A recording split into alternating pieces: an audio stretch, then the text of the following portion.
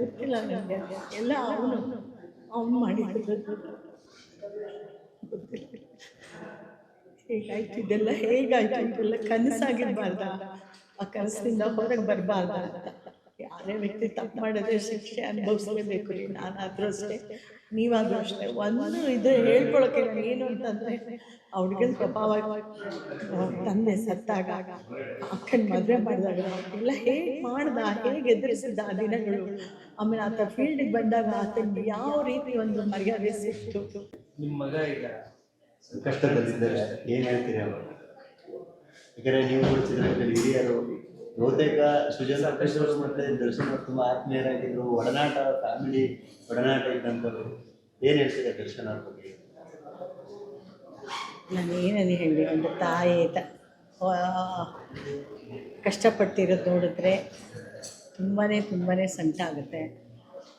ಅದರಿಂದ ಬೇಗ ಹೊರಗಡೆ ಬರಲಿ ಅಂತ ಆಶಿಸ್ತೀನಿ, ದೇವರಲ್ಲಿ ಬೇಡ್ಕೋತೀನಿ. ಅಷ್ಟೇ ಹೇಳೋಕ್ಕೆ ಸಾಧ್ಯ. ಕಾನೂನು ಚೌಕಟ್ಟಲ್ಲಿರುವಾಗ ನಾವೇನೂ ಮಾತಾಡಬಾರ್ದು ಅದ್ರ ಬಗ್ಗೆ. ಬಟ್ ಯಾರು ತಪ್ಪು ಮಾಡಿದಾರೋ, ಏನು ಕಥೆಯೋ ಯಾರಿಗೂ ಗೊತ್ತಿಲ್ಲ. ಅದನ್ನು ಕಂಡುಹಿಡಿಯೋ ಇದು ನಮ್ಮ ಪೊಲೀಸ್ನವ್ರಿಗಿದೆ.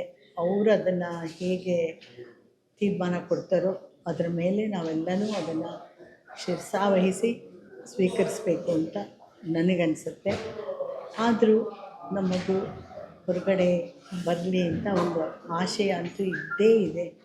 ಎಲ್ಲರ ಪ್ರಾರ್ಥನೆ ಕೂಡ ಆದರೆ ಅದು ತಪ್ಪು ಮಾಡಿ ಅವ್ರು ಬಂದುಬಿಡಲಿ ಅಂತ ನಾವು ಹೇಳಲ್ಲ.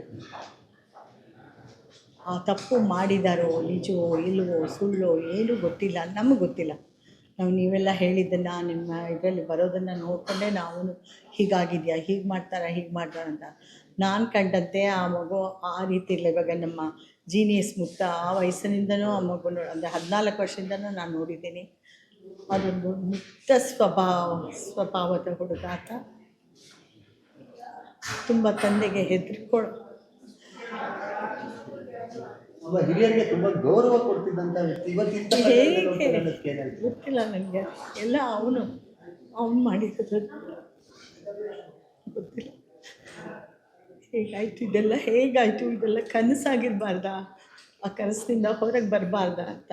ಯಾರೇ ವ್ಯಕ್ತಿ ತಪ್ಪು ಮಾಡಿದ್ರೆ ಶಿಕ್ಷೆ ಅನುಭವಿಸ್ಲೇಬೇಕು ರೀ. ನಾನಾದ್ರೂ ಅಷ್ಟೇ, ನೀವಾದರೂ ಅಷ್ಟೇ. ಒಂದು ಇದು ಹೇಳ್ಕೊಳಕ್ಕೆ ನಾನು ಏನು ಅಂತಂದರೆ, ಆ ಹುಡುಗನ ಸ್ವಭಾವ, ತಂದೆ ಸತ್ತಾಗ, ಅಕ್ಕನ ಮದುವೆ ಮಾಡಿದಾಗ ಎಲ್ಲ ಹೇಗೆ ಮಾಡ್ದ, ಹೇಗೆ ಎದುರಿಸಿದ ಆ ದಿನಗಳು.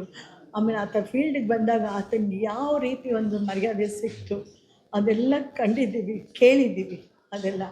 ಅದನ್ನು ಮೆಟ್ಟಿ ನಿಂತು ಮೇರು ಎಷ್ಟು ಮೇರು ಅಂತ ಎಷ್ಟು ಬೆಟ್ಟದಾಗ ಬೆಳೆದ್ಬಿಟ್ಟ ಅಂಥವನಿಗೆ ಸಡನ್ನಾಗಿ ಈ ಥರ ಒಂದು ಇದು ಅಂತಂದರೆ ತುಂಬ ಒಂದು ಆಘಾತಕಾರಿ, ಆಶ್ಚರ್ಯ. ಅದು ಹೇಗಾಯಿತು ಅಂತ ನನಗೆ ಗೊತ್ತಿಲ್ಲ, ಏನಾಯಿತು ಅಂತಲೂ ಗೊತ್ತಿಲ್ಲ ನನಗೆ. ಇಷ್ಟೇ ಹೇಳುತ್ತೆ. ಬೇಗ ಬರಲಿ ಅಂತ ದೇವರಲ್ಲಿ ಪ್ರಾರ್ಥನೆ ಮಾಡ್ತೀವಿ ಅಷ್ಟೇ. ಅದು ಕಾನೂನು ಏನು ಕೊಡ್ತಾರೋ, ಏನು ಹೇಳ್ತಾರೋ ಅದ್ರ ಮೇಲೆ ಡಿಪೆಂಡ್ ಆಗಿದೆ. ನಿಜವಾಗ ನೀವು ಸ್ಟೇಜ್ ಮೇಲೆ ಇದ್ದಾಗ ನಿಮ್ಮ ಕಣ್ಣಂಚಲ್ಲಿ ನೀರು ಕಾಣಿಸ್ತಾ ಇತ್ತು, ಯಾಕೆ? ಕಣ್ಣಂಚಲ್ಲಿ ನೀರು ಕಾಣಿಸ್ತಾ ಇತ್ತು, ನಕ್ಕು ಇರ್ಬೋದು.